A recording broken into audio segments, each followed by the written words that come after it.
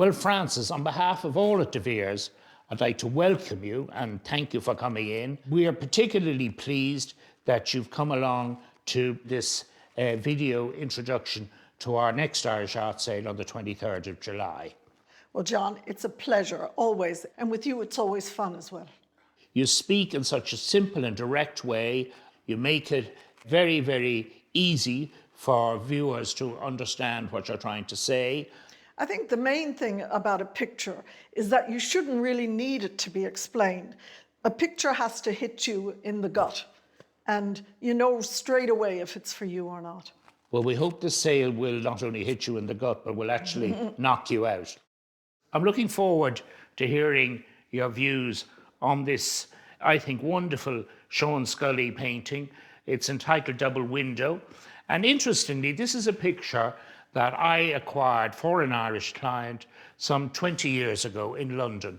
And he's kept faith with us over all those years. And that's why we've been lucky enough to secure it for this sale now. I think this painting sums up what Scully is about. You can feel that Scully isn't interested primarily in solving just a visual problem, but he's interested in expressing the way he felt at a certain time and the things he was looking at, and all those emotional feelings get put physically into the raw power of the paint. Sure, and people talk sometimes about the windows in his pictures, which he was doing then and I understand he's doing now. But for me, the windows added a kind of extra dimension to the painting. The windows are interesting because there's a kind of conflict between those big slabs of cream and red and then these windows that somehow fight with it a little bit. What Scully does brilliantly is he sets up a battle of elements. Sure. And he works on the picture until that battle is resolved and it seems to work. Something that shouldn't work logically, when you look at it visually, holds together in a very powerful way. There's a great physicality to this work.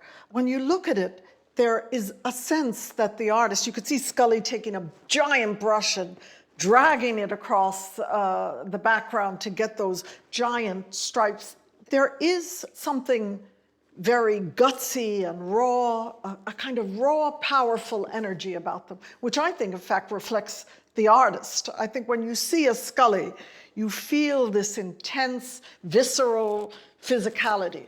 I love the fact that the lines in the background aren't really lines, they're slabs of color. And you have great variety in scale. The larger slabs in the background, smaller vertical ones in the bottom, thinner ones again at the top, and all those lines invigorate the surface. Even the way he drags the paint across, do you notice there's some of the undercolor showing through? Coming through, yeah. And you can see it. It forms a kind of a linear pattern in itself as he's dragging the paint across.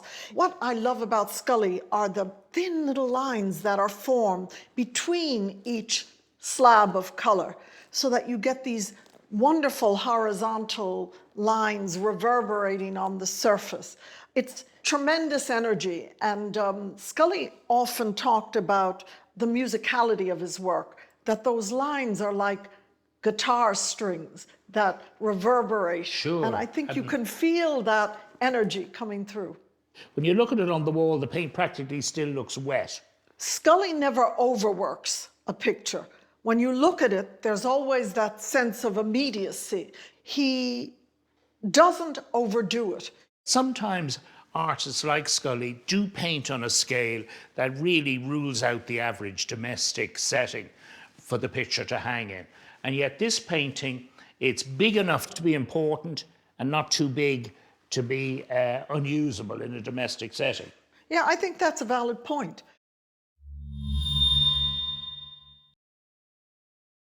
John, one of the nice things about our business is that when pictures come in for sale, you do sort of take ownership of them. And even though you only have them in your life for maybe a 3-month period, you do kind of take them as if you own them. And you get the same thrill as You if do. And you defend them. If people criticize them, you like to defend them, and you like to see them sell well, and you get to know the vendor, and then the relationship just ends. Of course. But it's nice to pick out two that maybe are a little bit more than what you originally thought and why you like them. I've chosen the Roderick O'Connor still life as my picture of choice. There's a few reasons I love this picture. Firstly, you do see a lot of Rodericks in the market unsigned, and this one's not just signed but also dated. O'Connor 1916. I just think it's interesting that it's an Irishman in Paris during 1916, and all that relates to Ireland, also in the middle of World War I, creating a sort of an oasis of art, painting a beautiful still life. I like the composition of it. I love the way it catches the corner of the table to draw your eye in. The greatest thing about the picture, in my view, is the light. This light, shaft of light coming in from the side, but it's a very soft image. Yeah, and I think what's lovely about this painting is that it's wonderfully balanced between the fruit in the basket and the flowers in the vase. And the thing I think that is a really added dimension to the whole painting is the way he's dropped these little petals off the flowers onto his table, behind the fruit basket, on this side of the vase. He went through the Drouot sale. It was through Christie's and Sotheby's, and it's been the same ownership since the 60s. In my view, it's a great O'Connor. You went for the Roderick O'Connor, but I've gone for the Paul Henry. I think what makes this Paul Henry stand out is that it's not the sort of atypical Paul Henry with everything tranquil and quiet. This painting, I think, has got a bit of menace about it. And it's clearly, I think, rain is on the way. You've got the trees bending over the thatched cottage. You've got menacing clouds up behind the mountain range. And what I really love is that when you look across the rough water, you see this wonderful line of running from right to left, right across the middle of the picture of the little houses on the far side of the water. And then even though the sun isn't shining, you've got the reflection of the thatched cottage and the little pond here behind the cottage with all the turf built up to the right-hand side. And I think the whole composition shows another dimension to Paul Henry that sometimes people are inclined to miss with his paintings. Yeah, you sometimes feel that people are box ticking with Paul Henry, aren't you? Does it have the cottage? Does it have the turf stack? Does it have the tree? But they lose the fact of how good a picture it is. And when they're that good, the size is almost irrelevant, whether it's a small picture or a big picture. When he's at his best, he was a great painter. Yeah, and I think he really here is at his best. Good choice.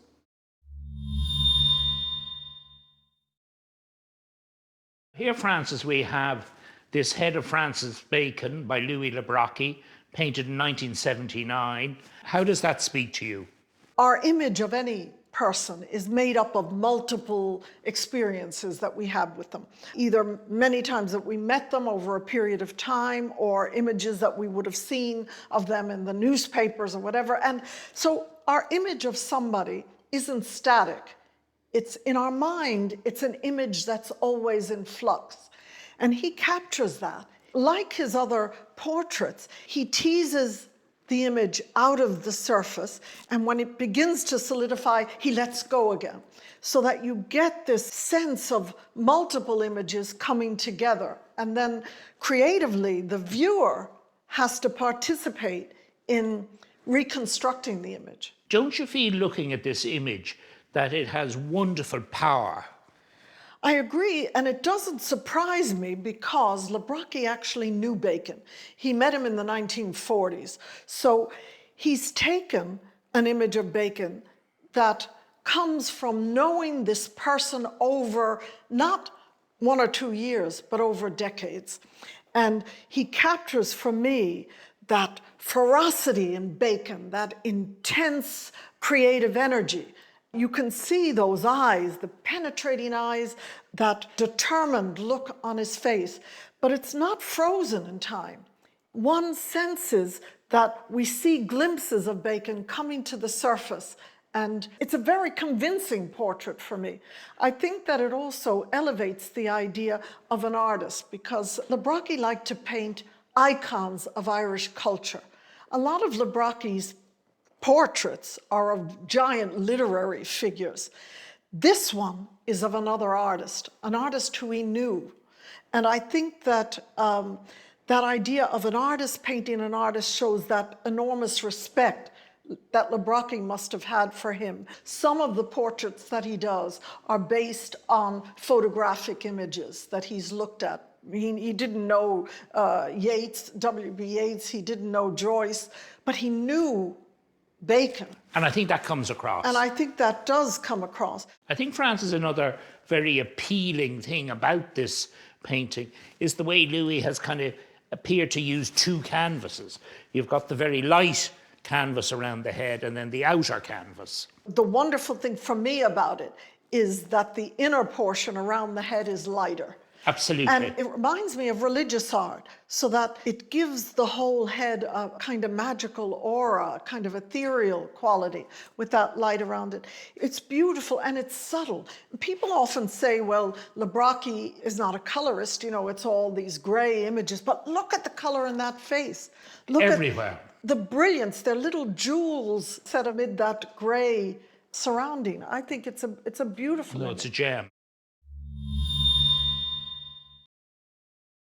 Here's the second Brocquy oil we have in the sale, a work called Life Study from 1970. I'd love to hear your thoughts on this picture. This one is a fascinating bridge picture in that he's starting to look at life. He calls it life study. So he's observing somebody in the real world. We don't know who the sitter is, possibly his wife Anne, maybe not.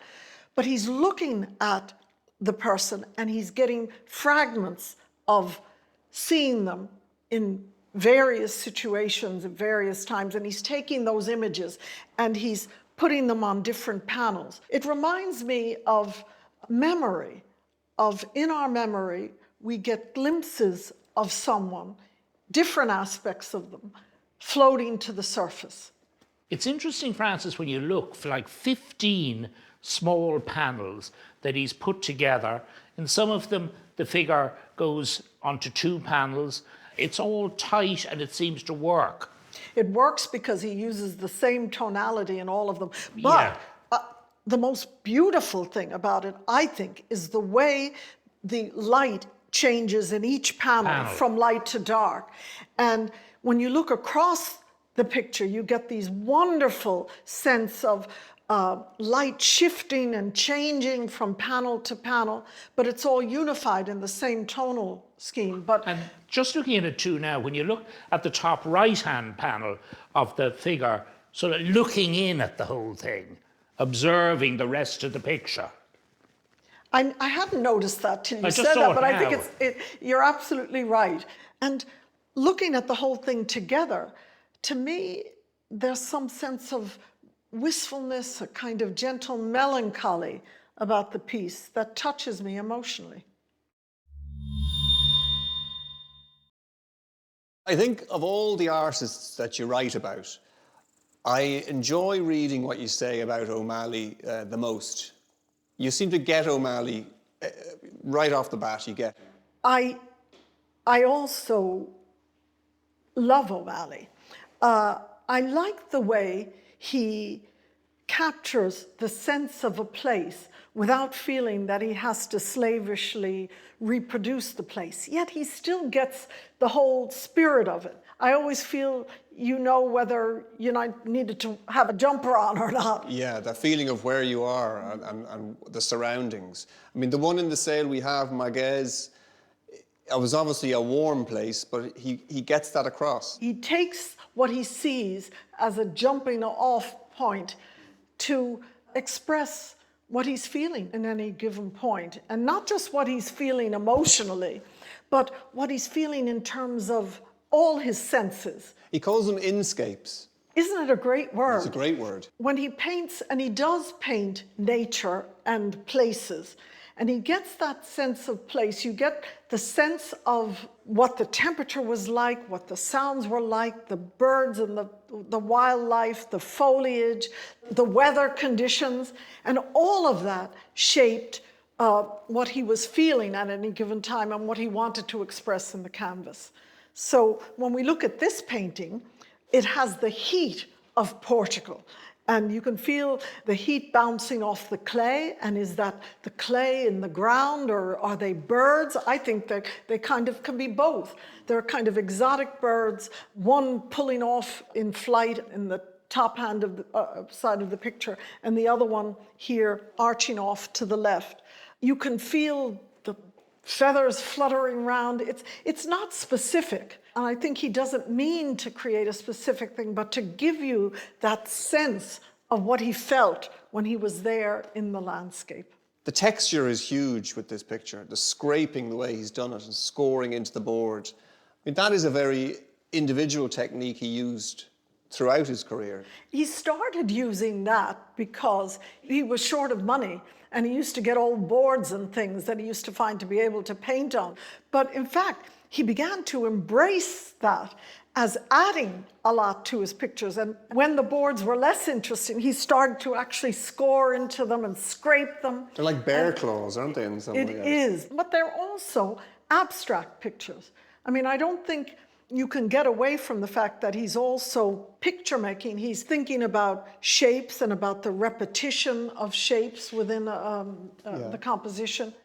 You knew O'Malley. The most generous man, but thoughtful and well-read and musical. And he just was the most well-rounded individual, but a person who was highly tuned into nature and his surroundings.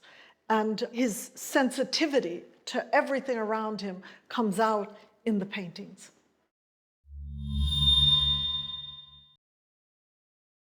John, I always think you have a great affinity with Yeats. I know your father was a friend of his. My father knew Jack Yeats very, very well.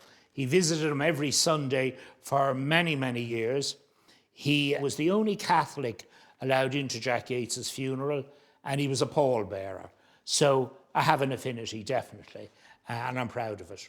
I think in these two pictures that we have in the sale, you see two very distinctive sides of Yeats. The Little Merchant, this 1925 work, that interestingly was originally owned by the Horgan family in Cork, shows the sentimental side of Yeats. The child selling his wares, the two Shawleys, one pretty menacing, looking down, obviously engaging in conversation. There's great colour in it too. Great colour, and I think it probably is a West of Ireland, Clifton or somewhere like that, because you have the turf donkey with the boy hidden over in the corner. And even though the picture is very vibrant in terms of its colouring, 1925 was not a time of prosperity in Ireland, and you feel everybody involved in this painting is on hard times. When we move over here, though, to the later work, I think, as in a lot of Yeats's later paintings, there's a wonderful theatrical feel about the picture. I personally think this is most likely in Dublin or in the city, because you have the juggler juggling his bottles coming along. You have the two children who've gone over and seem to me to be sitting down or on the steps maybe of a tenement building. The element I like about this picture is because Yeats did, he featured acrobats, he featured jugglers and circus performers quite a bit, is he's incorporated that into this street scene. You can see the detail of the bottles in the air as the juggler spins them. And it's just a nice, fun fact of the picture. And of course, as we've discussed many times, there's a little hidden secret in this painting, because over here in the corner, you've got the boss or the man in charge of the street performers sitting up on his horse and looking down at the chap juggling the bottles in the street.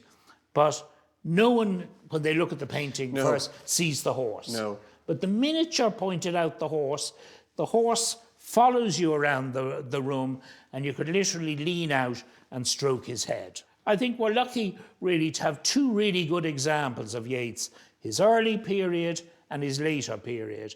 And both paintings, I think, are so strong and really show him at his very best. Here, Frances, we have The Spanish Fruit Cellar by Mary Swanzy. Really, I think, magnetic picture. What do you think? I think it is magnetic and charming, absolutely charming. A picture that is so subtle in terms of her color. It's basically primary colors, red, yellow, and blue. In the hands of anybody else, it would be garish. In her hands, it becomes so subtle. She was wonderful in the way that she applied color in almost thin watercolor-like glazes. Look at the range of yellows, lemony yellows, rich umbery kind of yellows, wonderful color. The range of blues, cool blues, warmer blue-greens, a touch of red to alleviate the other colors. Notice that in the shadows, there's no black. She saturates color in the shadows. I think it's wonderful. It's also unusual, I think, with Swanzy. So often when she uses figures in her pictures, they're either caricature figures or they're tiny little dots in cubist landscapes. Well, here the donkey and the chap looking after his donkey is really strong, fully developed figure. When you begin to examine it more closely, what looks casually and informally done is clearly structured. If you look at this one, there are very strong verticals, the biggest one being the figure in the middle of the picture. But to his left, there are the table legs. To the right, there are the legs of the donkey. And then it's not arbitrary, the placement of the palm tree in the upper part of the picture. That vertical is aligned absolutely with the back legs of the donkey. So the architecture of the picture is anchored by these strong verticals. And then against this, you have sweeping curvilinear lines. The curve of the tabletop on the left, that wonderful sweeping serpentine curve of the basket on top of the donkey, the curve on the top of the fruit seller's head. But the one I love best is that carefully constructed arc that starts with the awning on the left side of the picture. And if you look at the arc, it's picked up again on the hand of the fruit seller that's holding the bunch of grapes. The whole composition is masterful.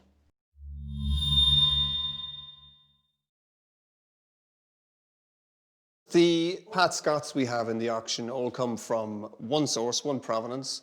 They differ. They're sort of split into two. There's two early works from the 1950s, and then the possibly more familiar to people, the later Gold Leaf. I'd love your opinion on certainly to start with the early one.